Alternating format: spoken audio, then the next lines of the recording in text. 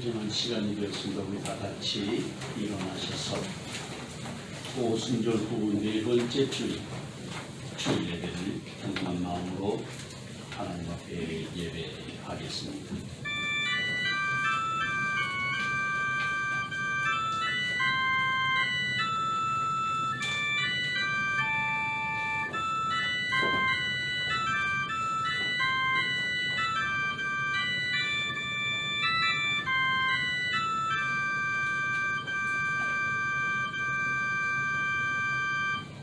우리가 마음의 뿌림을 받아 악한 양심으로부터 벗어나고 몸은 맑은 물로 씻음을 받았으니 참마음과 온전한 믿음으로 하나님께 나아가자. 하나님은 영이시니 예배하는 자가 영과 진리로 예배할지니라. 아멘.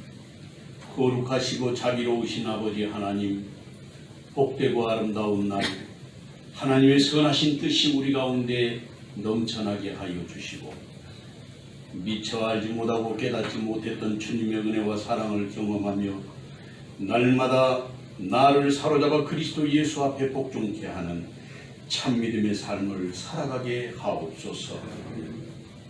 아버지의 얼굴을 구하며 주의 영광에 참여할 수 있도록 은총을 베풀어 주셔서 오늘도 거룩한 성산에 올라 예배할 수 있도록 주께서 역사하여 주셨사오니 우리의 몸과 마음과 정성을 받아 하늘에서 연락하여 주시옵소서.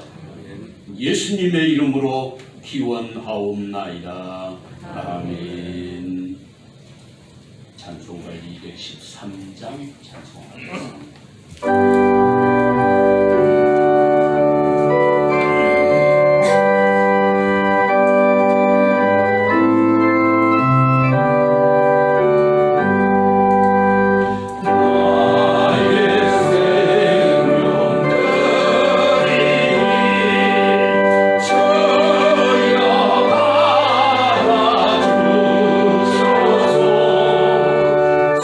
세상 살아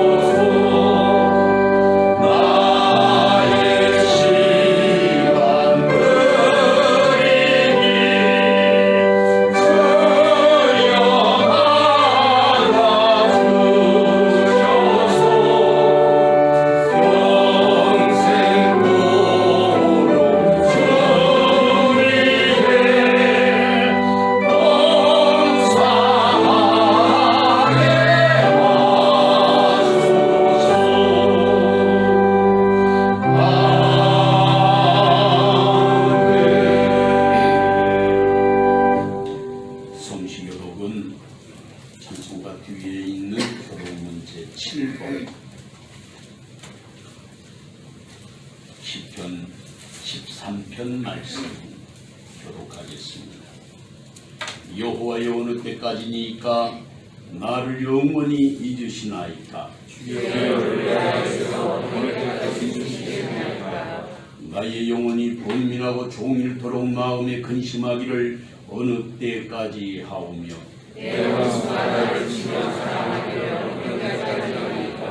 여호와 내 하나님이여 나를 생각하사 응답하시고 나의 눈을 밝히소서. 두렵건대 나의 원수가 이르기를 내가 그를 이겼다 할까 하오며 나는 오직 주의 사랑을 의지하였사오니 내가 여호와를 찬송하리니 이는 주께서 내게 은혜를 베푸시리로다. 아멘. 지난 1일 동안 우리 삶을 돌아보고 하나님 앞에 겸비한 마음으로 자복하고 회개하는 참회의 시간을 갖겠습니다. 함께 동성으로 기도하겠습니다.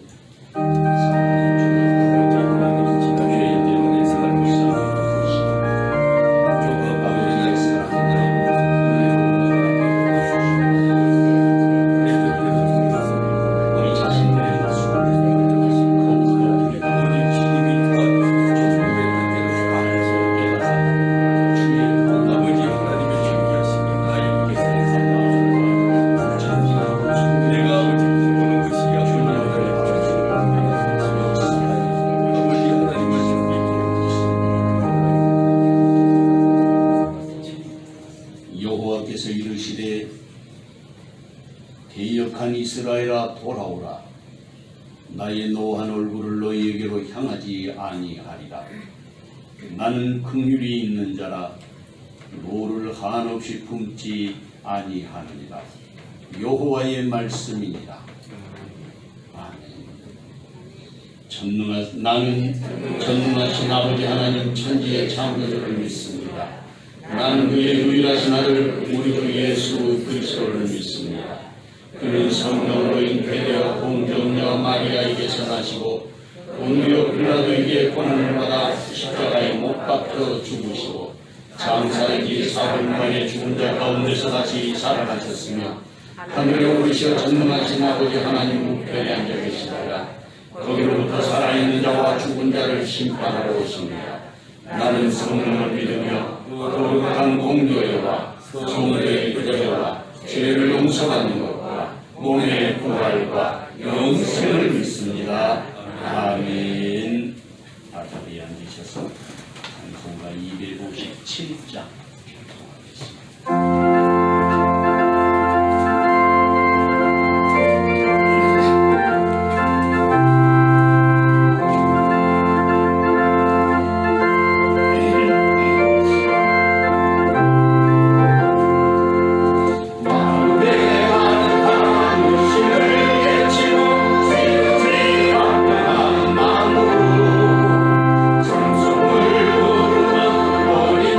Yes.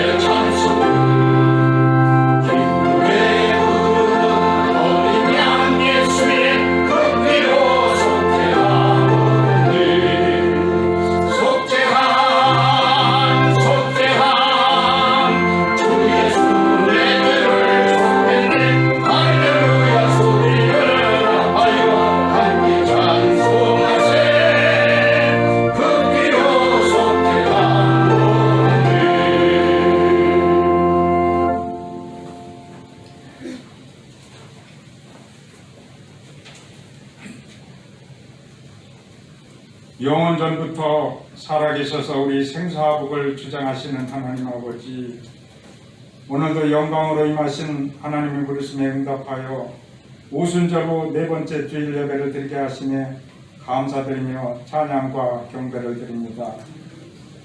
우리의 허물과 죄로 말미암아 영원히 죽을 수밖에 없는 우리를 주님의 구속 은혜로 살아가면서도 우리를 늘 내 안에 주님이 계십니다. 주님은 나의 주인이십니다. 오늘도 나는 주님을 나타내는 그릇으로 살아가는 것이 우리 일상이면서도 우리 내면이 연약함 때문에 주님을 내 안에 모시지 못하고 우리 뜻대로 나타내며 살아가는 연약한 죄인임을 고백합니다. 주님, 우리를 불쌍히 여겨주사 용서해 주시고 주님의 보혈로 씻겨 회복시켜 주시옵소서. 오직 내 안에 그리스도께서만이 사시는 역사만 임하는 능력으로 살아가게 하여 주옵소서. 우리 담임 목사님 영육간에 강건케 하시고 성령 충만함으로 채워주셔서 모든 목회 사역을 감당하실 때마다 말씀과 기도로 은혜가 넘치게 하시고 가정의 평안과 모든 기도가 하나님 앞에 응답받게 역사하옵소서. 동역하시는 두 분이 전사님께도 주어진 사역을 잘 감당하실 수 있도록 은혜를 내려 주시옵소서.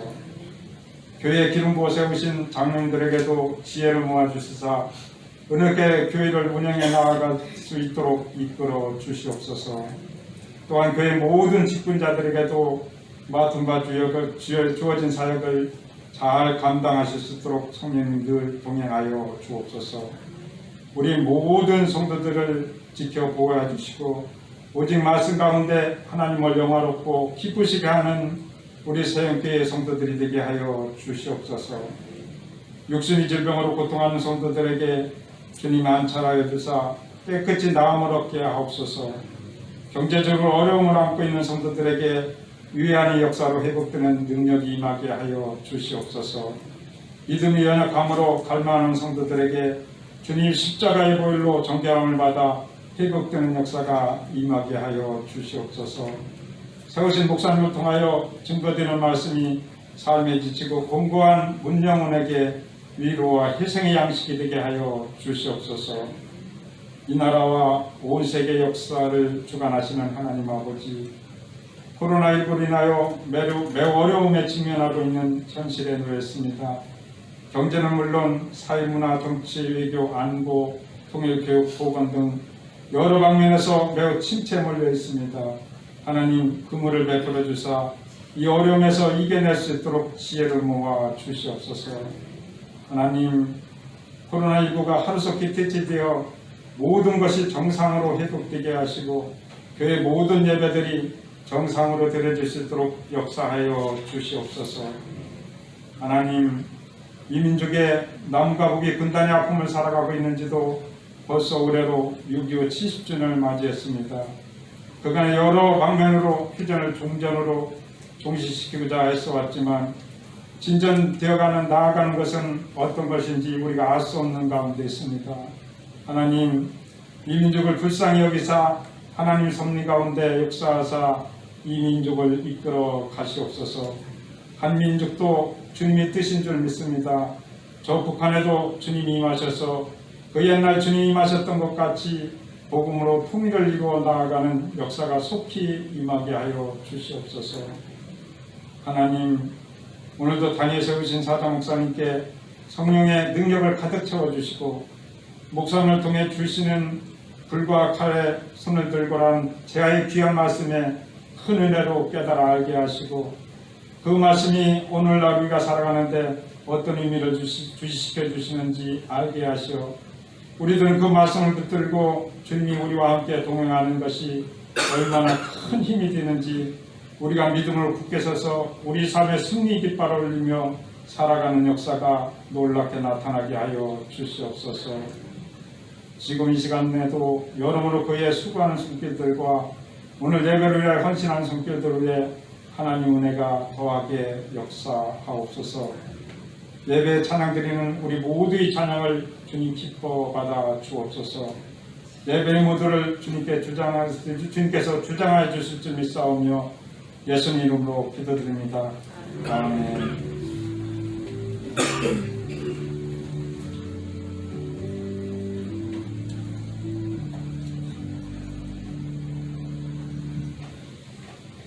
오늘 하나님께서 우리에게 주신 말씀은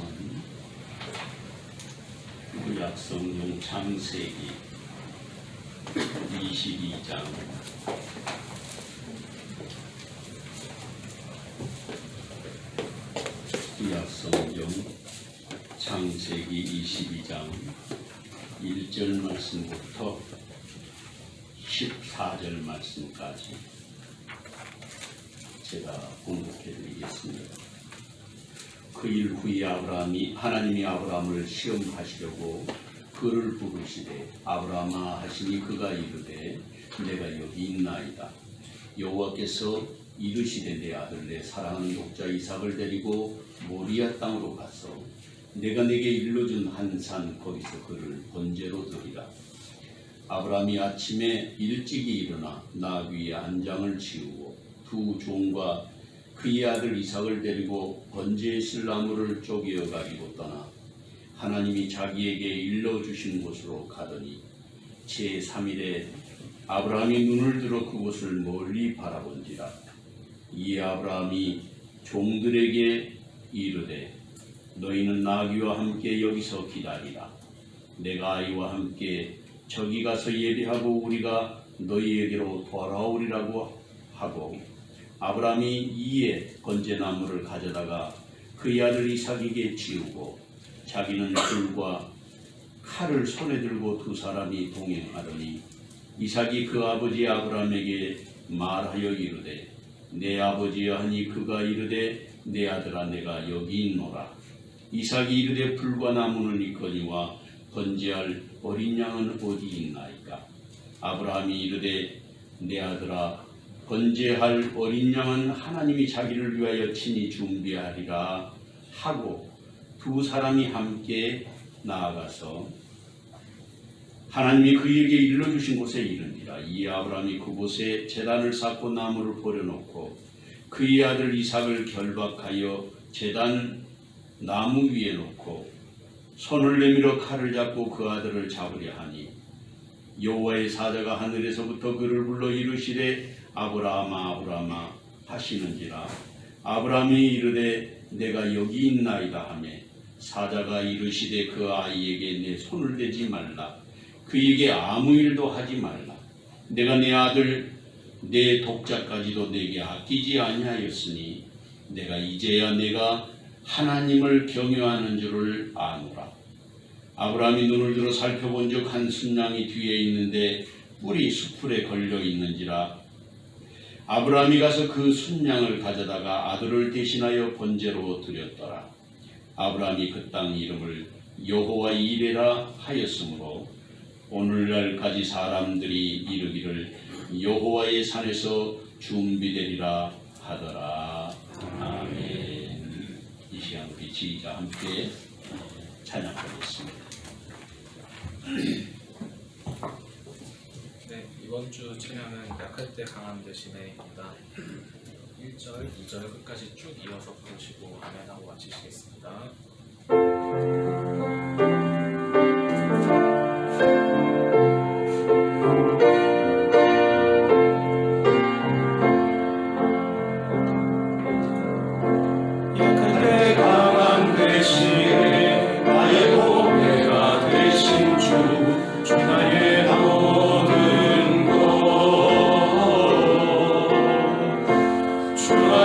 있는 보물 나는 포기할 수 없네.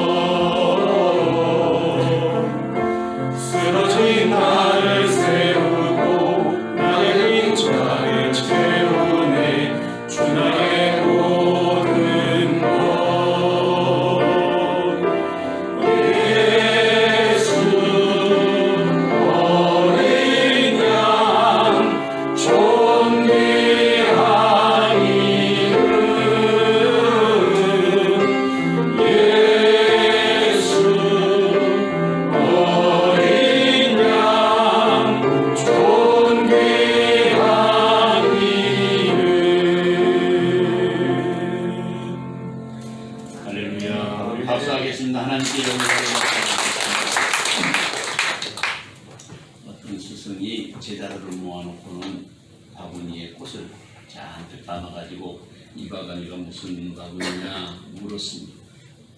그랬더니 꽃바구니입니다. 대답을 듣고는 선생님이 꽃을 다 드러내고 거기에 생선을 가득 채웠습니다. 이 바구니가 무슨 바구니냐 물었습니다. 그랬더니 생선 바구니입니다. 그렇게 이야기를 대답합니다. 그러니까 그때 선생님이 사람도 마찬가지다. 마음으로 악한 생각을 품고 있으면 쓰레기 같은 그런 냄새만 나고 아주 선한 마음 그리고 향기로운 마음을 가지고 살아가면 그 사람의 마음에서 향기가 나는 그런 삶을 사는 것이다. 그렇게 가르쳤다고 합니다. 본문의 말씀 우리가 너무나 잘 알고 있는 그런 이야기로 그리스도인이라면 어렸을 때부터 교회에서 듣고 자란 그런 말씀이 본문의 내용입니다. 하나님이 아브라함을 시험하려고 부르셨습니다. 그리고 그 하나님이 시험하시는 과정에서 아브라함은 더 깊은 믿음으로 초대되어 가는 것을 볼 수 있습니다. 믿음은 훈련을 통해서 가능한 것입니다. 우리가 구원은 은혜로 받지만 믿음은 훈련을 통해서 더 깊은 믿음으로 초대되고 그리고 거룩한 삶을 살아가게 되는 것입니다. 그러니까 하나님의 시험하시는 것이 없었다면 아브라함에게는 여호와 이레라고 하는 은총을 경험할 수 없었을 것입니다. 여호와 이레는 하나님을 감동케 하는 믿음에 의해서 주시는 하나님의 축복의 사건이었습니다. 하나님이 그렇게 말씀하셨습니다. 그 아이에게 내 손을 대지 말라. 그에게 아무 일도 하지 말라. 내가 내 아들, 내 독자까지도 내게 아끼지 아니하였으니 이제야 내가 하나님을 경외하는 줄을 아노라. 오늘도 순간순간 우리의 삶에서 믿음의 결단이 필요한 크고 작은 일들이 있습니다. 하나님은 아브라함처럼 우리도 믿음의 시험을 넉넉히 이기는 사람 되기를 원하십니다. 말씀을 통해서 들려주시는 하나님의 음성을 듣고 주님 앞에 자신을 들여서 여호와의 이레의 삶을 경험한 그런 은혜가 저와 여러분에게 함께 하시기를 주의 이름으로 축원합니다. 첫째로 내가 내게 일러준 산에서 번제로 드려라 하는 말씀입니다.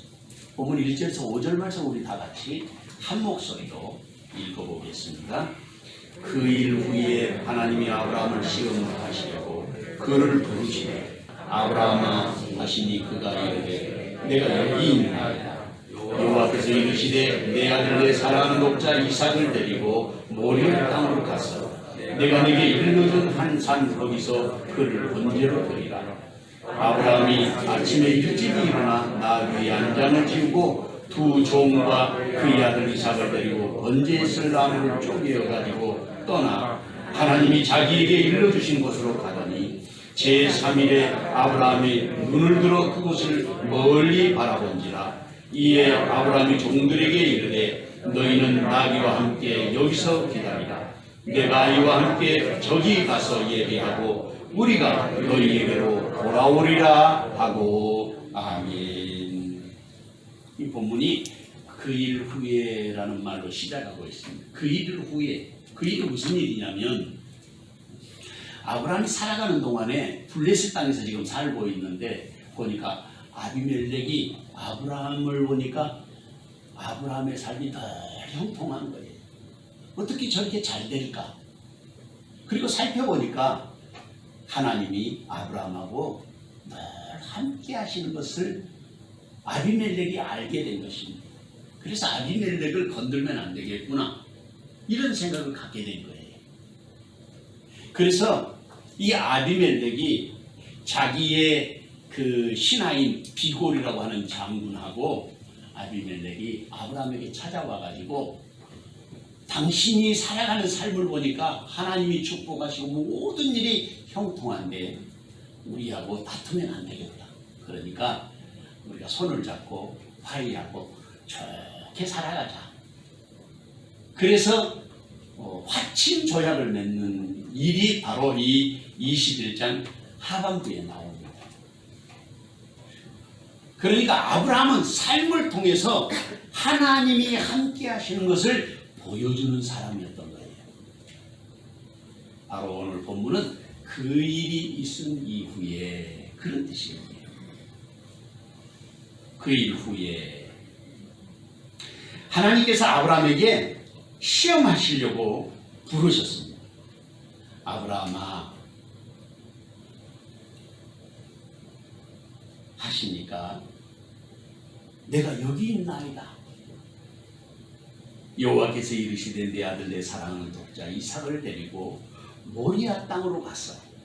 내가 내게 일러준 한 산 거기서 너 그를 번제로 드리라.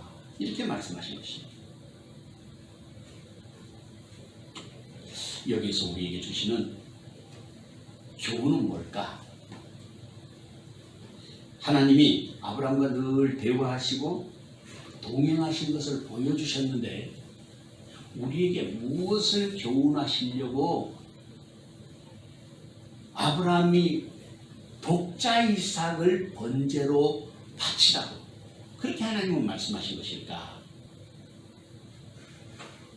믿음의 사람이라면 아브라함이 하나님과 늘 동행하며 대화했던 것처럼 임마누엘의 삶을 살아가는 것을 여기에서 보여주고 계시는 것입니다.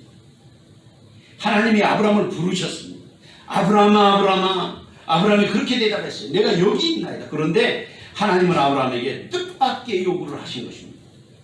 그것은 아브라함이 100살이나 되어서 얻은 금쪽 같은 귀한 아들 이삭을 모리아 땅으로 가서 모리아 산, 거기에 한 산을 내가 지시하는 그곳에서 제사로 번제를 드리라는 것이었습니다. 주실 때는 언제고 또 그냥 데려가시는 것도 아니고 아들을 잡아서 제물로 바치라고 하니까 그게 웬 말이냐는 것이죠. 그런데 성경은 그렇게 기록하고 있습니다. 내 아들 내 사랑하는 독자 이삭을 데리고, 제가 말씀을 준비하면서 이 말씀을 이 부분을 반복해서 읽어봤어요. 여기에 가만히 살펴보면 내 아들 내 사랑하는 독자 이삭을 반복해서 하나님께서 아브라함에게 지금 말씀하고 계시는 거예요. 가장 민감한 부분을 하나님이 지금 터치하고 계시는 거예요.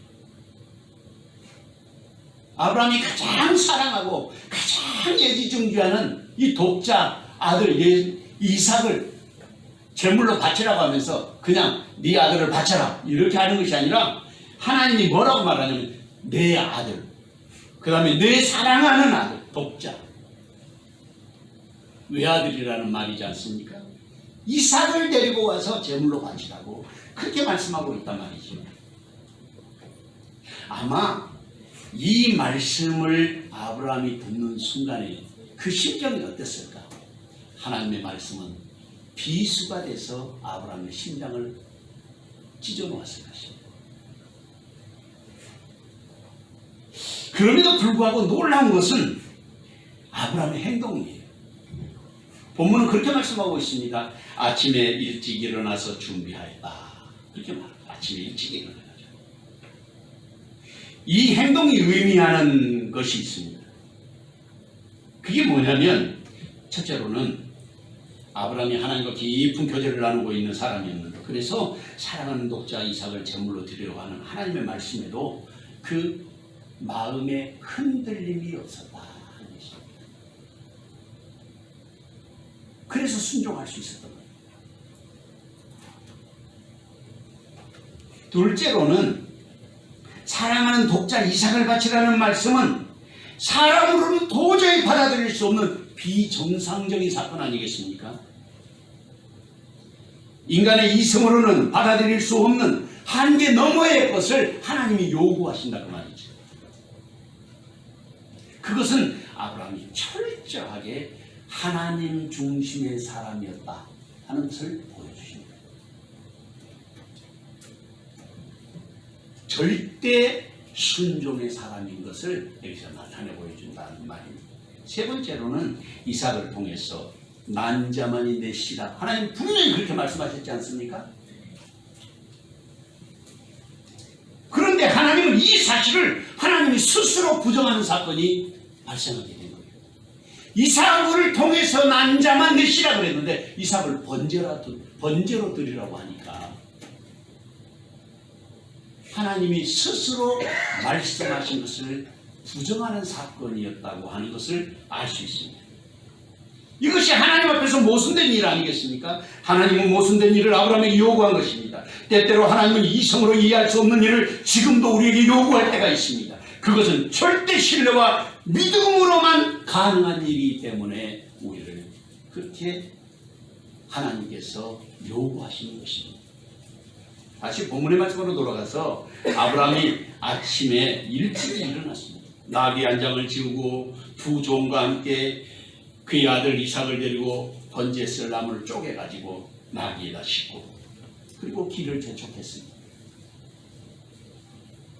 그런데 이 엄청난 사건 속에서 제가 대하게 읽어보면서 한 가지 신기한 일이 하나 있는데 그게 뭐냐면 사라에 대한 이야기가 전혀 없어요. 이 말씀 속에.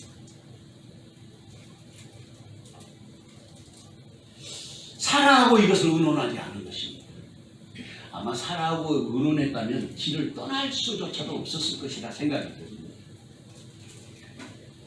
그리고 아브라함은 하나님이 일러주신 곳을 향해서 가게 됐습니다. 가벼운 발걸음이 아니었을 것입니다. 이 일이 우연인지 필연인지는 알 수 없지만 그 길이 3일 길이었다 하는 말씀이 본문에 기록되어 있습니다. 어쩐지 우리에게 익숙한 숫자 같지 않습니까? 예수님이 십자가에 달려 돌아가시고 3일 만에 다시 살아나셨어요. 그랬던 것처럼 이 3일 동안 아브라함의 그 마음과 영혼은 어땠을까? 그것이 바로 궁금해졌어요. 틀림없이 아버지의 마음으로 3일 동안 아브라함은 죽음의 길을 걸었을 것이다. 그런 생각이 들었습니다. 그러니까 아브라함에게 있어서 모리아로 가는 사흘은 죽음의 사흘이었던 것입니다. 그리고 드디어 아브라함이 눈을 들어서 멀리 그곳을 바라보면서 종들에게 그렇게 말합니다. 이 말씀이 아주 중요하다고 생각이 드는데 너희는 나귀와 함께 여기서 기다리라. 내가 아이와 함께 저기 가서 예배하고 그 다음에 이 말씀이 중요한데 우리가 너희에게로 돌아오리라. 내가 돌아오리라고 말하지 않고 우리가 돌아오리라고 했어요. 아브라함 외에 누구를 말하는 거예요? 지금 죽음으로 제사를 드릴 번제물인 이삭도 데리고 오겠다는 거예요. 신기하지 않습니까? 이게 아브라함의 믿음이에요. 내가 아이와 함께 저기 가서 예배하고 우리가 너희에게로 돌아오리라. 이 말씀을 가만히 살펴보면 아브라함은 분명히 종들에게 그렇게 말한 것입니다. 너희는 나귀와 함께 여기서 기다리라. 내가 아이와 함께 저기 가서 예배하고 우리가 너희에게로 돌아오리라.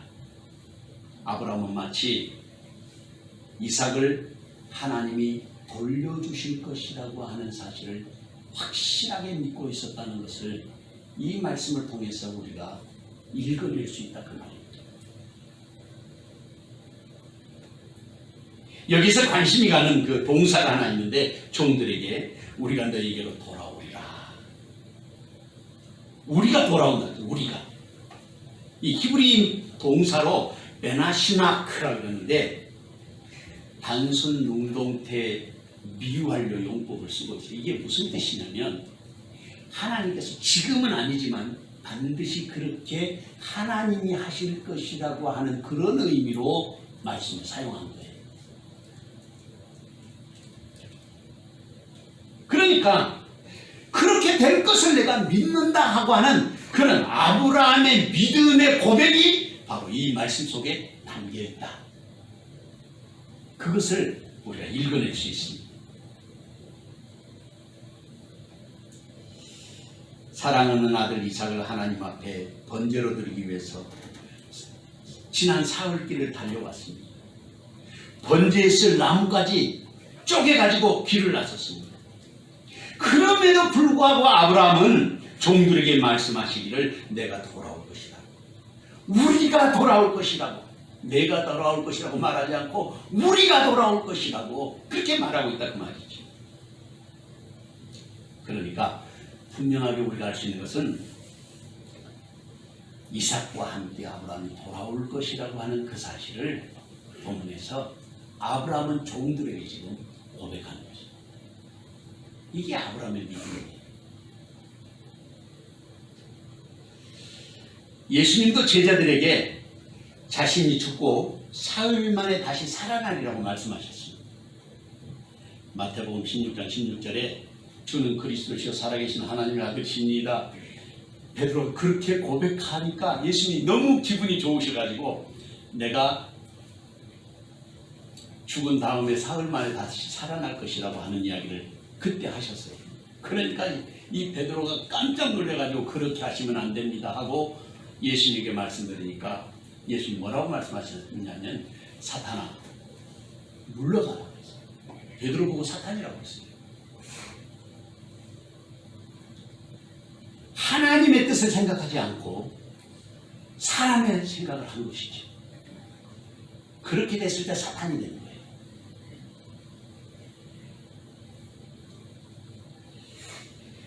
사흘 만에 다시 살아나게 되는 부활의 계시를 우리는 오늘 이 아브라함과 이삭의 사건을 통해서도 읽어낼 수 있는 것입니다.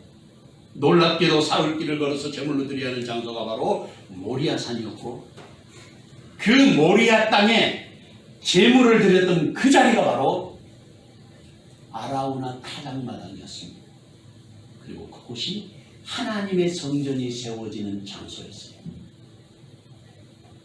지금은 아직 하나님의 성전이 세워지는 것이 먼 미래지만 놀랍게도 하나님은 멀리 있는 그 미래에 하나님이 성전이 세워질 그 장소에 이삭을 바치라고 했고 그리고 또 다윗이 우사가 소가 뛰는 바람에 법궤를 잡아서 죽었잖아요. 그리고 그곳에 머무르게 됐죠. 하나님의 말씀은 우연히 있는 것이 우연히 이루어지는 사건 같은데 놀랍게도 하나님의 필연이 거기에 감추어져 있는 것을 알 수가 있습니다. 마태복음 6장 30절 말씀을 보면 오늘 있다가 내일 아궁이에 던져지는 들풀도 하나님이 이렇게 입히시거든 하물며 너희일까 보냐 믿음이 적은 자들아 이렇게 말씀하셨어요. 사랑하는 성도 여러분, 주님은 지금도 우리를 하나님이 신뢰하는 이 시대에 아브라함 되기를 원하십니다. 누가 우리 이성의 한계를 넘는 헌신을 요구하시면서까지 절대 순종하는 사람이 되어야 하겠습니까? 누가 순종하여 이 시대의 아브라함이 되어야 하겠습니까? 누가 가장 소중하고 사랑하는 아들 이삭을 번제로 드리러 가시는 말씀에 순종했던 아브라함 같은 믿음의 사람으로 세워져야 하겠습니까? 그 자리에 주님은 지금 저와 여러분을 부르고 계시는 것입니다. 이 귀한 종이 시간 저와 여러분에게 함께 하시기를 주님의 이름으로 축원합니다. 둘째로 번제할 어린 양은 하나님이 친히 자기를 위하여 준비하신다고 했습니다. 본문 6절에서 10절 말씀을 다 같이 한 목소리로 읽어보겠습니다. 아브라함이 이에 번제 나무를 가져다가 그의 아들 이삭에게 치우고 자기는 불과 칼을 손에 들고 두 사람이 동행하더니 이삭이 그 아버지 아브라함에게 말하 이르되 내 아버지야 하니 그가 이르되 내 아들아 내가 여기 있노라. 이삭이 이르되 불과 나무는 있거니와 번제할 어린 양은 어디 있나이까. 아브라함이 이르되 내 아들아 번제할 어린 양은 하나님이 자기를 위하여 친히 준비하시리라 하고 두 사람이 함께 나가서 하나님이 그에게 일러준 곳에 이르니라. 이에 아브라함이 그곳에 제단을 쌓고 나무를 버려놓고 그의 아들 이삭을 결박하여 제단 나무 위에 놓고 손을 내밀어 칼을 잡고 그 아들을 잡으려 하니. 아멘. 하나님이 지시하신 모리아 산 아래에 도착했습니다. 번제할 나무를 종들에게 짊어지게 하고 제물을 드리려고 산에 오른 것이 아니라 제물되어야 할 이삭에게 나무를 짊어졌어요. 이때 아브라함의 나이는 아마 120이 다 됐을 거예요. 이삭의 나이도 17살에서 18살쯤 되지 않았을까. 학자들은 그 정도로 추정을 해요. 그런데 제물되어야 할 그 이삭이 자기를 불태울 나무를 스스로 짊어지고 산으로 올라가는 것입니다. 마치 하나님의 유일하신 아들 예수님이 십자가를 지고 골고다 언덕길을 향하여 걸어가신 것처럼 그의 아들 이삭에게 지우고 그렇게 말하고 있어요. 여기서 우리는 아브라함의 생각과 믿음의 원리를 읽어낼 수 있는데, 첫째 원리는 종들이 대신할 수 없는 일이다. 다른 사람이 대신할 수 없는 거예요. 십자가. 둘째 원리는 오직 아들 이삭만이 짊어져야 하는 일이었습니다. 세 번째 원리는 이삭이 짊어지기 전에 이미 지난 세월길을 아브라함이 지고 왔던 것입니다. 게르하르트 폰라트라고 하는 그 아주 유명한 신학자 목사님이 계시는데, 그분이 손바닥만한 그 설교집이에요. 아브라함의 제사라고 하는 설교집을 냈는데, 제가 그 책을 읽어보고 참 감동이 됐어요. 우리가 알고 있는 이 아브라함 이야기하고 그 게르하르트 폰라트가 책에 쓴 이야기는 유태인들의 그 전설로 내려오는 그 이야기를 거의 다 정리해놨어요. 유대인들의 전설로 내려오는 이야기들, 그러니까 성경 배후에 있는 이야기들을 정리해 놓은 책을 미드라시라 그러는데, 그 미드라시에 그런 이야기가 나온다는 거예요. 뭐냐면 하나님이 아브라함 보고 이삭을 바쳐라 그러니까 할렐루야 아멘 하고 이렇게 바친 게 아니라는 거예요. 아브라함이 통곡을 하면서 그 자리에서 뛰었다고 합니다. 아브라함이 눈물을 흘리고 통곡하던 바위가 있다고 합니다. 그 게르하르트 폰라트가 그 이야기를 해요. 제가 그 책을 읽고, 그래 그렇지, 아무리 믿음의 사람이라도 아들을 바치라 그러는데 할렐루야 하고 바친 것이 아니라 그 가슴 속에 그런 고통과 아픔이 있었을 것이다. 충분히 우리가 그걸 짐작할 수 있죠. 너무 아프고 고통스러워서 몸부림을 쳤다고 합니다. 아마 성경에 기록이 없지만 아브라함이 3절에 아침에 일찍 일어나 나귀 한 장을 지우고 이렇게 돼 있는데, 지난 밤에 밤새도록 아브라함은 고통스러워하고 몸부림쳤을 것이라 그 말이죠. 그래도 하나님의 말씀에 순종한 것입니다. 그럼에도 불구하고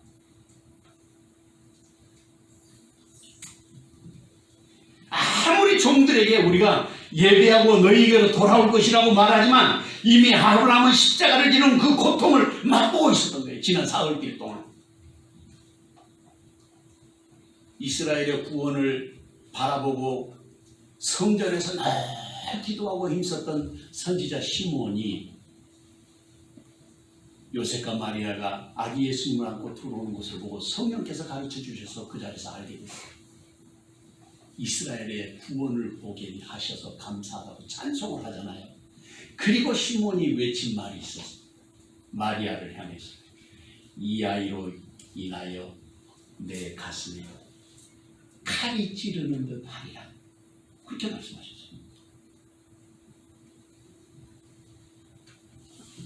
그것은 바로 아브라함의 제사를 통해서 시므온을 통해서 예수님의 십자가를 계시한 것처럼 바로 아브라함의 제사를 통해서도 십자가를 계시하고 경험하게 하고 있다는 말씀입니다. 아브라함이 지금 자기 손에 한 손에는 불을 들고 한 손에는 칼을 들고 있습니다. 그리고 아들과 함께 길을 가고 있는 거예요. 아들은 지금 짐을 짊어지고 있습니다. 나무 짐을 짊어지고 산을 오르고 있었습니다. 혹시 그때 손에 불과 칼을 들고 산을 오르는 아버지 아브라함의 심정을 생각해 보신 적이 있습니까? 아브라함의 나이가 그때 벌써 120이 다 된 거예요. 적어도 117에서 118살 정도 되신 노구를 이끌고 지금 올라가는 그 여정에서 아들을 바라보는 그 심정이 어땠을까? 아브라함의 가슴에는 하나님의 부르심에 대한 순종의 무게와 함께 사랑하는 아들에 대한 그 사랑의 무게가 같이 다가왔을 것입니다. 그 길은 바로 그런 길이었어요. 갈대아 우르에서 하란으로, 하란에서 가나안으로, 가나안에서 애굽으로, 애굽에서 다시 가나안으로. 지난 50년 동안 아브라함은 하나님께서 너의 본토 친척 아비집을 떠나 내가 내게 지시할 땅으로 가라 하신 말씀을 들은 이후로 50년의 세월이 지난 거예요. 하나님이 금방 이루어주신 것이 아니라 그런데 지난 50년 동안 그의 삶의 여정을 살펴보면 그리 평탄하지는 않았어요. 어려움을 당할 때마다 한 단계 더 깊은 믿음의 자리로 들어가고 어려움을 당할 때마다 한 단계 더 성숙한 믿음으로 아브라함이 세우심을 입게 되었던 것입니다. 그리고 하나님과 늘 동행하는 삶을 살았기에 블레셋의 왕이었던 아비멜렉이 보아도 하나님이 함께 하시는 사람인 것을 알았던 것입니다. 그럼에도 불구하고 하나님은 아브라함을 시험하기 위해서 모리아 산으로 그를 불러내신 것입니다. 본문 7절 이하의 말씀을 보면 이삭이 그렇게 말하고 있어요. 내 아버지여 하니 그가 이르되 내 아들아 내가 있노라 여기 있노라. 이삭이 이르되 불과 나무는 있거니와 번제할 어린 양은 어디 있나이까. 아브라함이 이르되 내 아들아 번제할 어린 양은 하나님이 자기를 위하여 친히 준비하시리라. 우리는 쉽게 이 말씀을 읽지만 아브라함은 이 말을 하는 동안에 피를 토하는 심정으로 말을 했을 것이다 하는 사실입니다.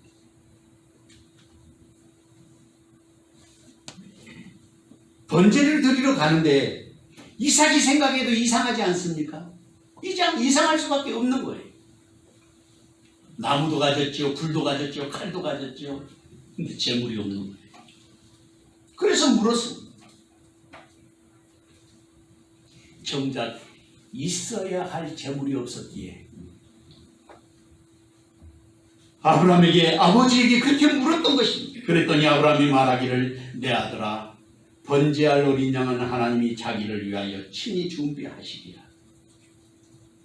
아브라함은 하나님이 자기를 위하여 준비하실 거라는 거예요. 아브라함을 위해서 준비한다는 뜻이 아니에요. 하나님이 하나님을 위하여 준비하실 것이라고 그렇게 말씀하고 있습니다. 이 말씀을 이르에흐라 그러거든요. 히브리 말로. 앞에서 사용된 그 문법적인 용법하고 똑같이 사역동사로 이걸 쓰고 있는데 히브리어에서만 쓰는 그런 그 문법이에요. 그러니까 하나님께서 스스로 하나님이 준비하시게 될 거라고 하는 그런 표현을 하고 있는데 이것이 바로 아브라함의 믿음을 나타내는 말씀이라는 뜻이에요. 아브라함이 지금 산에 올라가는 이유가 무엇입니까? 아들을 잡아서 번제로 드리는 일을 위해 지금 올라가고 있습니다. 그런데 아들이 번제물이 어디 있느냐고 물었습니다. 아무런 느낌도 없이 덤덤하게 대답했다는 것은 상상할 수 없는 일 아니겠습니까? 찢어지는 아픔으로 피를 토하는 심정으로 대답했을 것입니다. 그것이 믿음의 길이에요. 그것이 순종하는 삶의 자리입니다. 자신이 먼저 번제물이 되는 아픔이 있을 때에만 이 고백을 할 수 있는 거예요. 아들이 제물되기 전에 아브라함이 먼저 제물되는 사건이 바로 지난 사흘 동안 있었다는 말입니다. 그래서 그것이 아브라함으로 하여금 믿음의 조상이 되게 하신 거예요. 그리고 9절 이하의 말씀을 보면 드디어 하나님의 말씀해 주신 곳에 도착했습니다. 그리고 아브라함은 그곳에다 제단을 쌓았습니다. 그리고 나무를 버려놨습니다. 그 다음에 하는 일이 자기 아들을 묶어가지고 번제단 위에다가 잡아 누워놓은 거예요. 근데 이 말씀을 늘 읽을 때마다 제가 거의 지난 60년 동안 말씀을 듣고 교회 안에서 자라왔지만 어마어마한 살인죄잖아요, 이게. 오늘날. 그런데 아브라함이 이삭을 먹는데 아버지가 지금 연세가 120이에요. 한 번만 이삭이 손으로 뿌리쳐도 아버지는 아마 저만큼 나둥그러질 만큼 노인 중에 노인이 아버지란 말이죠. 그런데 이삭은 반항하지 않았습니다.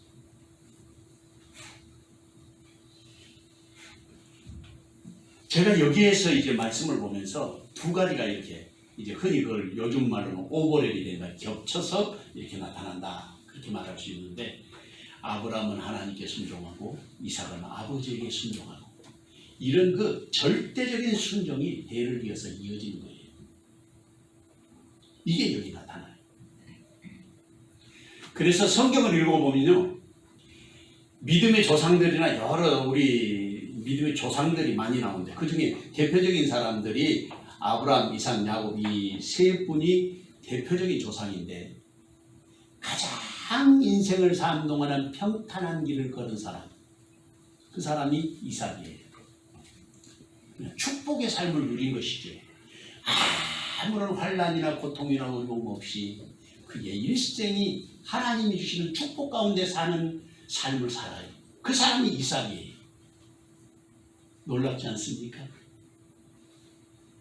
근데 더 놀라운 게 있어요. 우리가 세상을 살아가면서 다 간증을 하고 다니고 막 하나님의 살아계심을 증거하고 이런 분들 계시잖아요. 그분들은 대체적으로 엄청난 질곡의 역사를 살아요. 인생 동안. 질곡의 역사라는 게 죽을 고생을 몇 번씩 하고 그냥 죽음의 문턱까지 갔다가 간신히 살아가는 그런 사람들. 그런 사람들의 이야기를 들어야 은혜가 되잖아요. 근데 진짜 축복과 진짜 은혜는 이삭과 같은 삶을 사는 사람이다. 이렇게 말할 수 있습니다. 하나님이 그의 일생을 형통하게 하신 거죠. 아버지는 하나님께 순종하고 아들은 그 하나님께 순종하는 아버지에게 순종하는 이 순종의 삶의 오버랩이 오늘 우리에게 있어서도 우리의 대를 이어서 이어지는 믿음으로 유업이 되어야 할 것이다. 그 말입니다.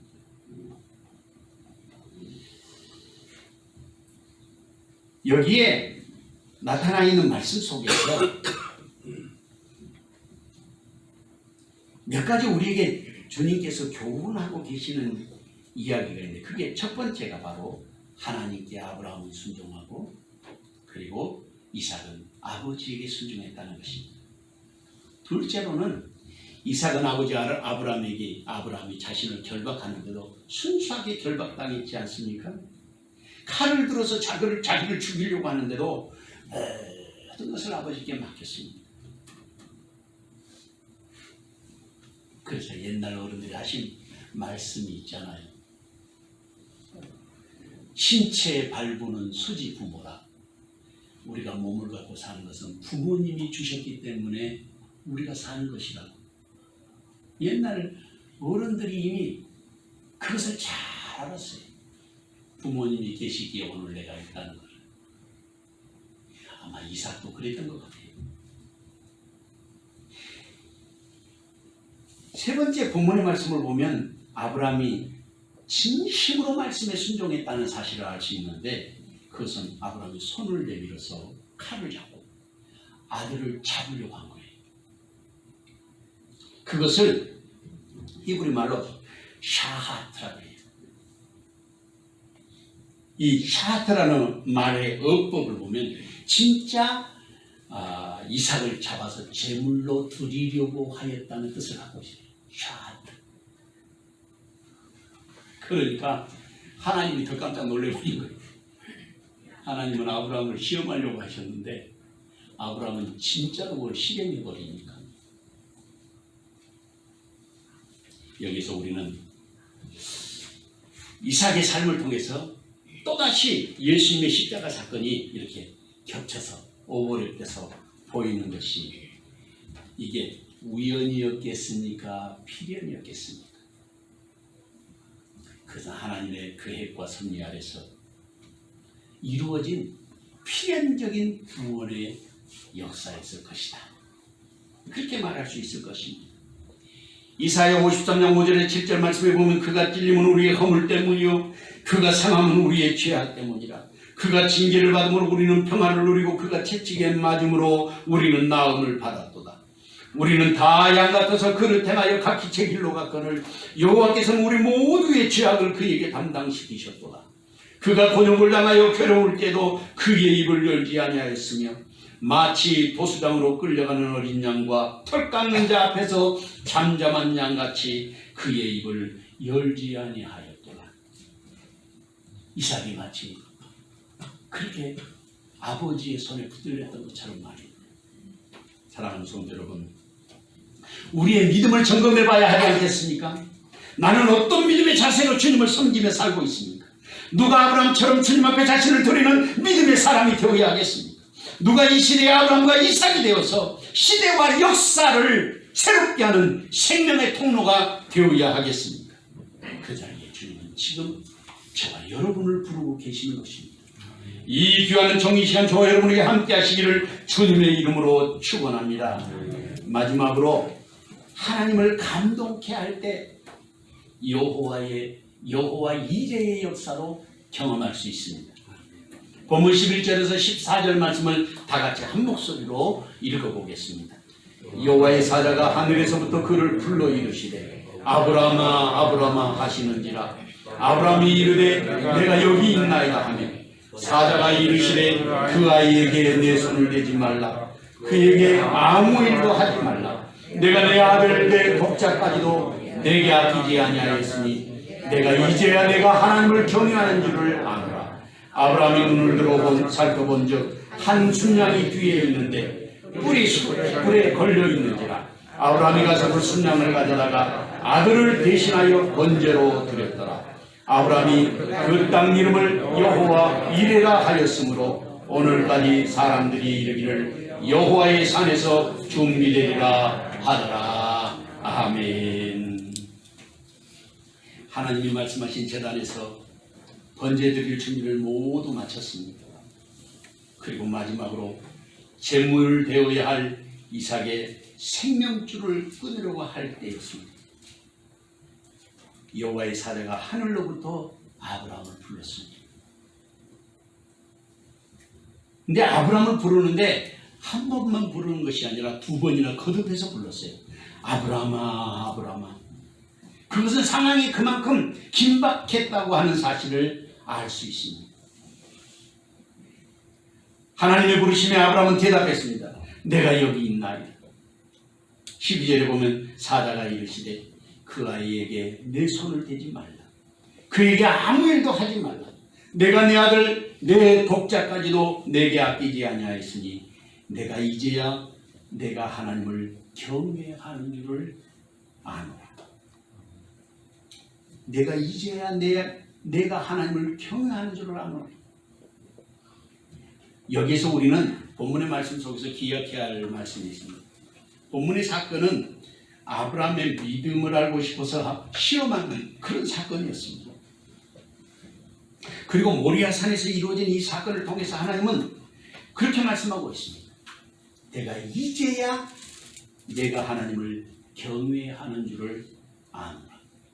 하나님은 늘 동행해 왔습니다. 지난 50년 동안 하나님의 은총 가운데 살았습니다. 수많은 어려움 속에서도 하나님의 은혜를 누리며 살았습니다. 가만히 생각해 보면 소돔과 고모라에서 아브라함의 기도를 받으시고 하나님께서 롯을 구원해내는 사건도 있었습니다. 여러 가지 질곡 가운데서 마지막 순간에 이르는 것입니다. 내가 이제야 내가 하나님을 경외하는 줄 아노라. 아브라함은 하나님을 감동케 한 것입니다. 하늘 보좌가 열렸습니다. 하나님이 직접 개입하시는 은총의 사건이 된 것입니다. 무엇이 그렇게 감동케 한 것입니까? 본문의 말씀을 다시 살펴보면 그렇게 말씀하십니다. 내가 내 아들 내 독자까지도 내게 아끼지 아니하였다고 했습니다. 불을 손에 들었습니다. 칼을 손에 들었습니다. 모리아길을 나섰던 아브라함은 하나님을 향한 아브라함의 믿음의 길이요 헌신의 초대요 축복의 여정을 그가 걸었던 것입니다. 근데 아브라함이 눈을 들어 살펴보니까 순양 한 마리가 있는데 수풀에 뿔이 걸려 있었습니다. 그래서 아브라함은 아들 대신 순양을 가져다가 번제로 드렸습니다. 그리고 아브라함이 그 땅 이름을 여호와 이레라고 한 것입니다. 우리는 아무런 수고도 없이 아무런 노력도 없이 하나님이 모든 것을 준비하실 것이라고 여호와 이레를 노래합니다. 그런데 그 여호와 이레는 아브라함의 믿음의 여정에 있어서 더 깊은 믿음으로 더 거룩한 신앙으로 초대하는 하나님의 은총의 초대였던 것입니다. 오늘도 우리를 주님께서 하나님이 거룩하신 것처럼 너희도 거룩하라고 말씀하실 때 우리의 삶에도 아브라함이 걸었던 그 여정에 초대하시는 하나님의 음성을 들을 수 있어야 하겠습니다. 여호와 이레의 역사는 바로 그런 역사예요. 옛날에 지진이 아주 자주 발생하는 동경에 호텔을 하나 지은 적이 있다고 합니다. 이 호텔을 신축 공사를 맡은 사람이 프랑크 로이드 라이트라고 하는 사람인데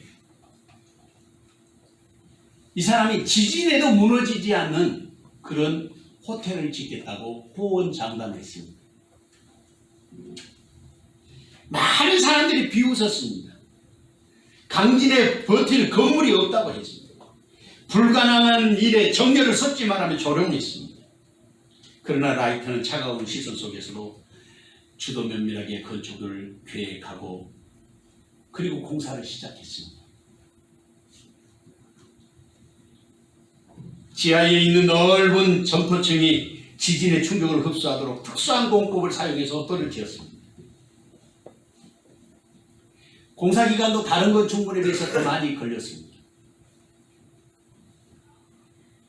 그리고 4년 후에 그 건물이 다 세워진 다음에도 그 건물의 건축 공법을 인정해 주는 사람이 별로 없었습니다. 그리고 세월이 흘렀습니다. 1952년 동경에 사상 최악의 지진이 발생했습니다. 모든 건물이 다 맥없이 무너졌습니다. 그런데 라이트가 지은 그 호텔만 우뚝 서 있었다고 합니다. 비참한 폐허들 가운데서 꿋꿋하게 서 있는 그 건물, 그게 바로 라이트가 세운 임페리얼 호텔이었다고 합니다. 우리의 믿음 안에서도 진짜 신앙은 끝까지 남아있게 되는 것입니다. 참된 그리스도인의 진가도 위기 때 드러나는 것입니다. 그때 여호와의 이레를 경험하게 되기 때문입니다. 마태복음 20장 28절에 보면 인자가 온 것은 섬김을 받으려 함이 아니라 도리어 섬기려 하고 자기 목숨을 많은 사람의 대속물로 주려 함이니라. 사랑하는 성도 여러분, 오늘 내가 가는 길은 하나님이 지시하신 산으로 향하는 길입니까? 아브라함처럼 한 손에는 불을 들고 한 손에는 칼을 잡고 가야 할 충성된 길은 어디에 있습니까? 아브라함이 가던 길이 하나님을 감동케 하는 길이었습니다. 누가 믿음으로 하나님의 시험을 통과하고 누가 믿음으로 여호와 이레의 길을 가는 이 시대에 아브라함이 되어야 하겠습니까? 누가 아브라함처럼 하나님을 절대 신뢰, 절대 헌신으로 믿음을 고백하는 사람이 되어야 하겠습니까? 그 자리에 주님은 지금 저와 여러분을 초대하고 계십니다. 이 귀한 정의 시간 저와 여러분에게 함께 하시기를 주님의 이름으로 축원합니다. 사랑하는 주님, 주의 주신 은혜와 사랑을 감사합니다. 이 아침도 아버지께서 주신 그 사랑과 그 말씀을 영혼의 양식을 삼아 험악한 세대 속에서도 흔들림이 없는 이 시대의 아브라함 되게 하옵소서. 예수님의 이름으로 기도하옵나이다. 아멘. 찬송가 350장 찬송합니다.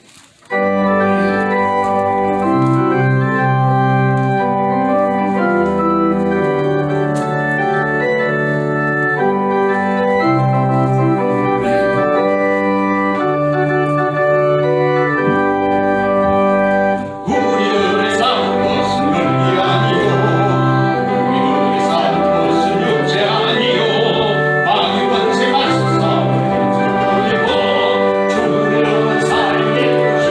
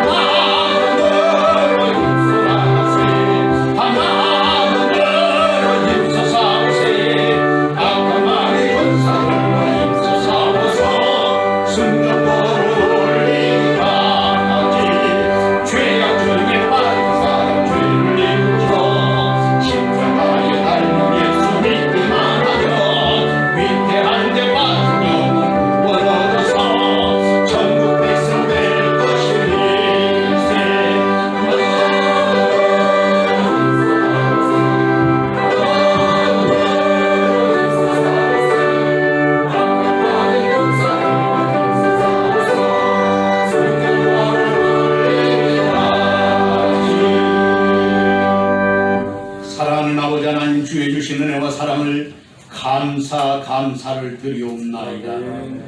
오늘도 주님께서 주의 재단으로 초대하시고 아버지 하나님께서 준비하신 하늘의 양식을 우리에게 허락하셨사오니 우리의 영혼은 아버지 하나님의 도우시는 참 사랑으로 충만하며 믿음으로 온전케 하여 주시고 땅에 사는 동안 아름다운 믿음의 고백으로 하나님을 감동케 하는 이 시대에 아브라함이 되게 하시고 하나님께 절대 순종하는 이삭의 삶을 실천하여 아버지시는 축복의 통로 생명의 도구들이 되게 하여 주시옵소서. 주신 은혜를 감사하여 귀한 예물을 드렸습니다. 십의 하나와 감사의 예물과 선경금과 건축헌금 또한 주님 앞에 드려지는 모든 낙헌 제물들을 두 손으로 축복하오니 아버지 하나님께서 하늘 문을 열어 복되게 하시고 땅에 사는 동안 기름지고 윤택하여 30배, 60배, 100배의 결실을 얻게 하옵소서. 주신 은혜와 사랑으로 날마다 매 순간마다 아버지의 기쁨 되게 하시되 우리의 자녀들을 축복하오니 시대와 역사에 꼭 필요한 일꾼들이 되게 하시고 하나님이 보실 때에 아름답고 귀하며 주님의 백성들과 주의 나라를 위하여 쓰임받는 믿음의 자녀들 되게 하옵소서. 예수님의 이름으로 기도하옵나이다. 아멘. 교회 소식 전해드리겠습니다.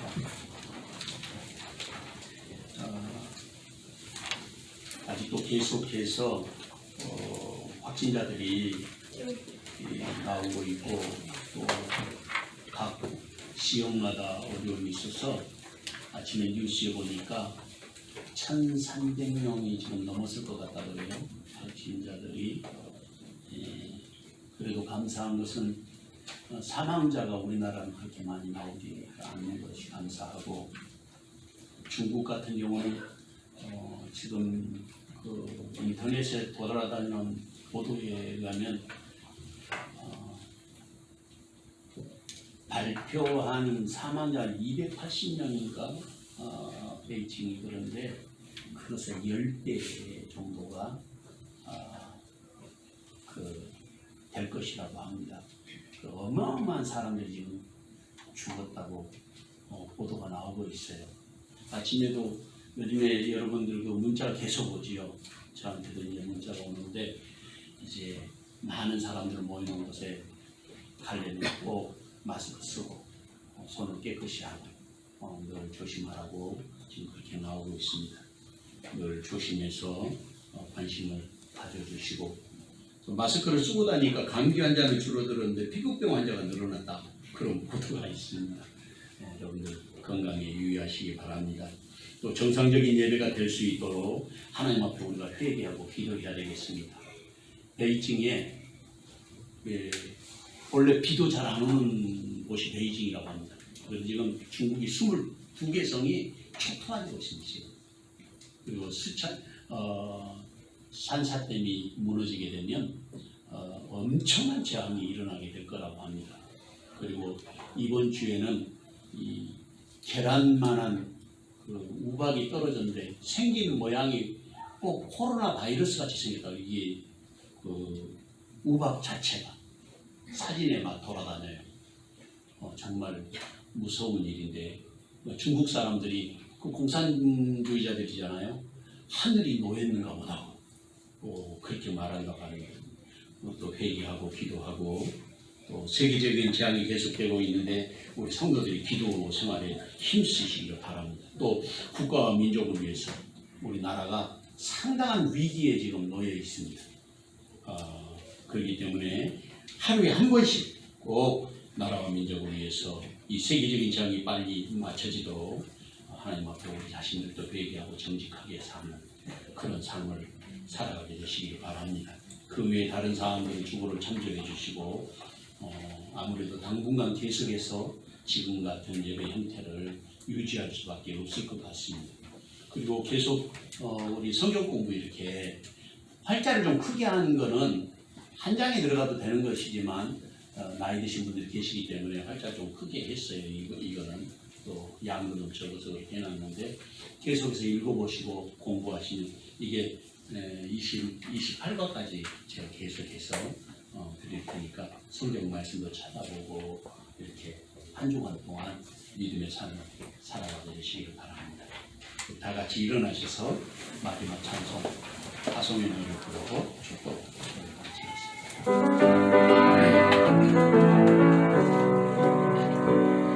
너의 가는 길에 주의 영광이 있으니 영광의 왕 함께 하시니 너의 걸음 걸음 주 인도하시니 주의 나와서 너의 가는 길에 주의 축복이 있으니 영광의 주 함께 하시니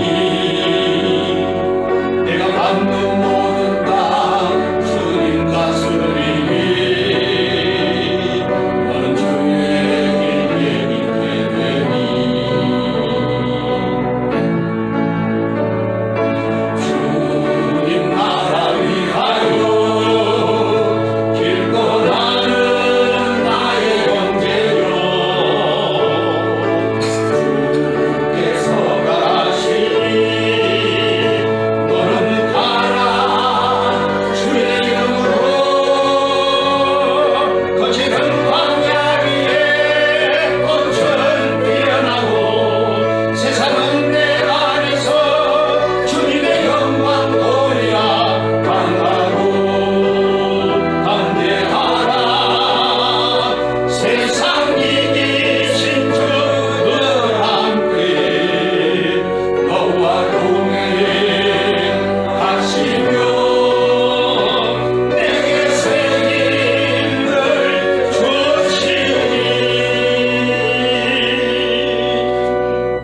주시니 이제는 교회 머리 되신 우리 주님 예수 그리스도의 은혜와 아버지 하나님의 극진하신 사랑과 성령의 감동 감화 위로 교통하심과 그 복 주시는 은혜의 역사가 여호와 이레를 경험한 아브라함처럼 믿음으로 자신의 삶을 온전히 하나님 앞에 산제물로 드리기를 마음에 소망하는 여기 모인 모든 주님의 자녀들 머리 위에와 저들의 가정과 일터와 사랑하는 자녀손들 머리 위에 또한 주께서 복 주시기로 약속하신 사랑하는 세형제단 위에 지금부터 영원토록 함께 계시옵기를 간절히 축원하옵나이다.